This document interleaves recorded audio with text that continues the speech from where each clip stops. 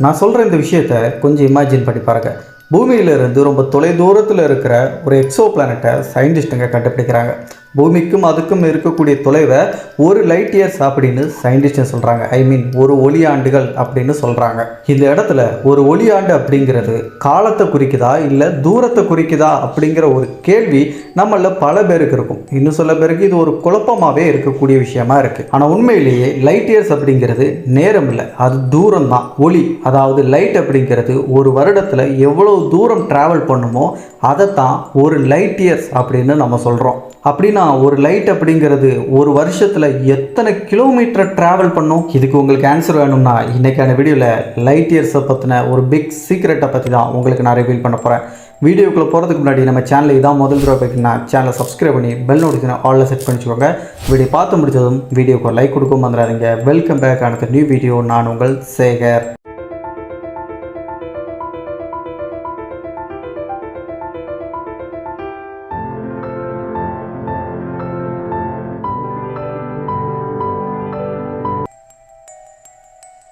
Speed of light, ஒளியின் வேகம் எவ்வளோ அப்படின்னு உங்களுக்கு தெரியுமா? ஒரு நொடிக்கு 3 லட்சம் கிலோமீட்டர் வேகத்துக்கு ஒளி அப்படிங்கிறது ட்ராவல் பண்ணும்.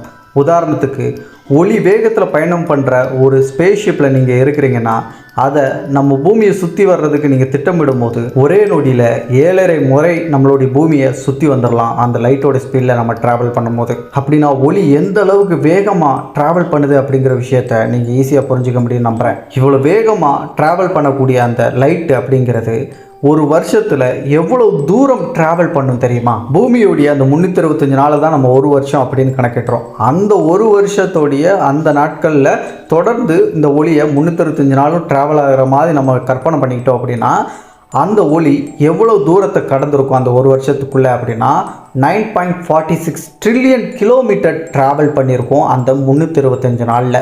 இதை தான் 1 லைட் இயர்ஸ் அப்படின்னு நம்ம சொல்கிறோம். இது ஒரு பக்கம் இருக்கட்டும். இன்னொரு பக்கம் நம்மளுடைய இன்றைய அறிவியல் படி ஸ்பேஸில் ஒளியை விட அதிவேகமாக ட்ராவல் பண்ணுற ஒரு விஷயம் இந்த பிரபஞ்சத்தில் இல்லை அப்படின்னு சொல்லி நம்ம படிச்சிருப்போம்.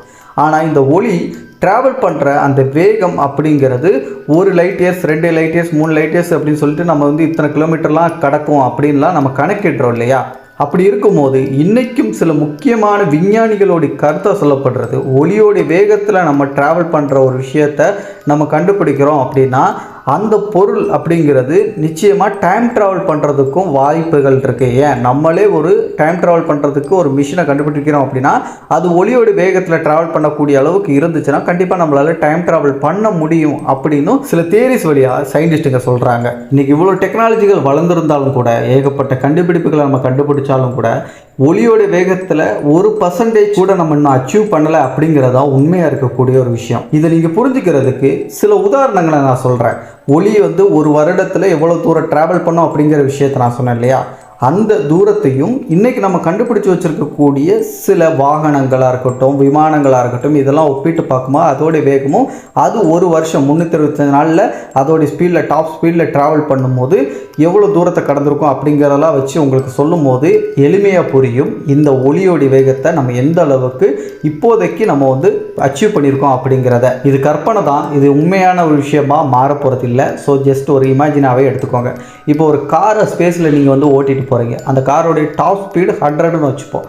அந்த 100 ஸ்பீட்லேயே நீங்கள் ட்ராவல் பண்ணுறீங்க ஸ்பேஸில். அதுவும் 365 நாள் தொடர்ந்து நிற்காமல் அந்த காரோடைய வேகத்தை குறைக்காமல் அப்படியே அந்த 100லேயே மெயின்டைன் பண்ணி காரை ட்ராவல் பண்ணி ஓட்டிகிட்டு போயிட்டு இருக்கீங்க.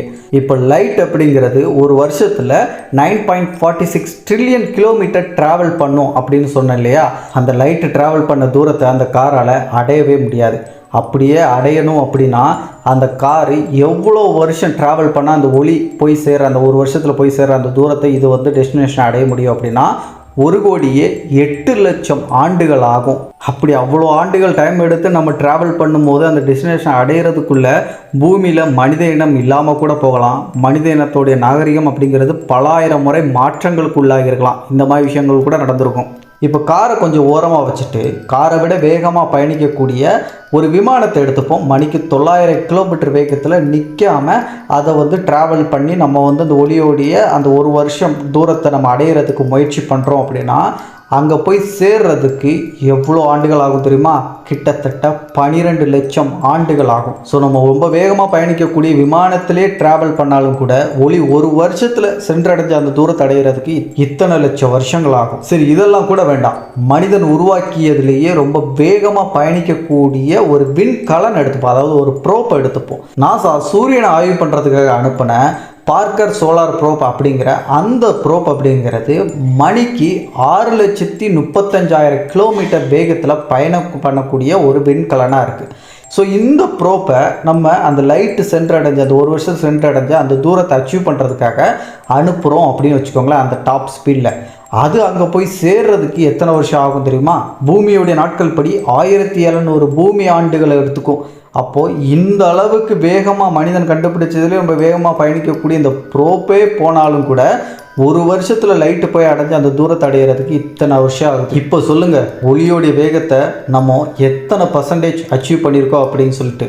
இதெல்லாம் கூட தூர விட்டுருங்க, நம்ம ஒளியோட வேகத்தில் பயணிக்கக்கூடிய ஒரு ஸ்பேஸ்ஷிப்பையே கண்டுபிடிச்சிட்டோம். அந்த ஸ்பேஸ் கிராஃப்டில் நம்ம உட்காந்து பூமியிலேருந்து ஒரு லைட் இயர்ஸ் தொலைவில் இருக்க ஒரு எக்ஸோ பிளானட்டுக்கு போகணும் அப்படின்னு சொல்லிட்டு பிளான் பண்ணி கிளம்புறோம் அப்படின்னா அங்கே போய் சேர்றதுக்கு பூமியோட நாட்கள் படி 365 நாட்கள் தான் ஆகும். அதாவது பூமியோட ஒரு வருஷத்துக்குள்ள 9.46 ட்ரில்லியன் கிலோமீட்டரை நம்ம அச்சீவ் பண்ணி அந்த இடத்த போய் அடைஞ்சிருவோம். ஆனால் இதெல்லாம் கேட்குறதுக்கு கொஞ்சம் ஈஸியாக இருக்கிற மாதிரி இருக்கலாம்.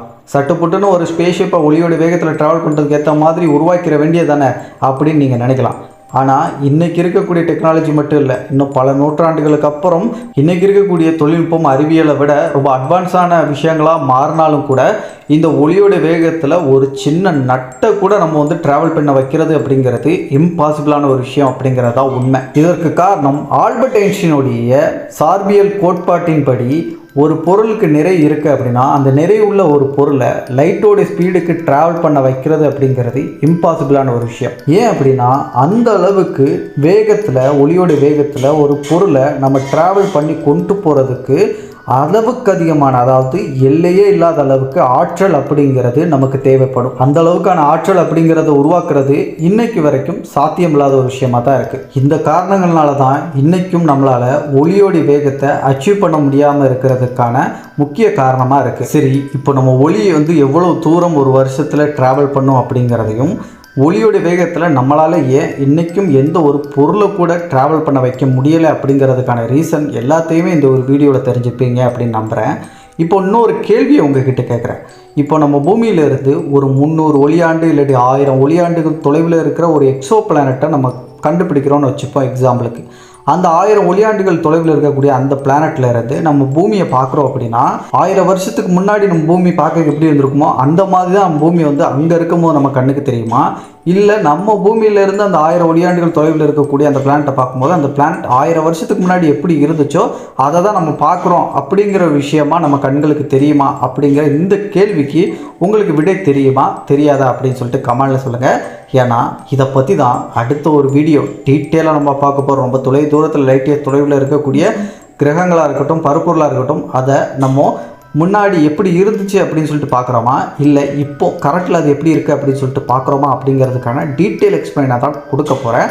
ஸோ அது ரொம்ப இன்ட்ரெஸ்டிங்கான ஒரு வீடியோவாக இருக்கும். அந்த வீடியோ மிஸ் பண்ணாமல் பார்க்கணும் அப்படின்னு ஆசைப்பட்டீங்கன்னா இன்னும் கூட நம்ம சேனலை சப்ஸ்கிரைப் பண்ணாமல் வச்சிங்கன்னா ஜஸ்ட் சப்ஸ்கிரைப் பண்ணி பெல் நோட்டிஃபிகேஷனை ஆலில் செட் பண்ணி வச்சுக்கோங்க. நான் கேட்ட கேள்விக்கு கமெண்டில் பதிலை சொல்லிவிட்டு வீடியோ சீக்கிரமாக வேணும்னா வீடியோ அப்படின்னு சொல்லிட்டு கமெண்ட் பண்ணுங்கள். எத்தனை பேர் கமெண்ட் பண்ணுறீங்களோ அதை பொறுத்து கூடிய சீக்கிரத்தில் அந்த வீடியோ நான் மேக் பண்ணுறேன். நம்ம சேனலுடைய அஃபிஷியல் ஃபேஸ்புக் பேஜ், இன்ஸ்டாகிராம் பேஜோட லிங்க் எல்லாமே கீழே டிஸ்கிரிப்ஷனில் ஆட் பண்ணியிருக்கேன்.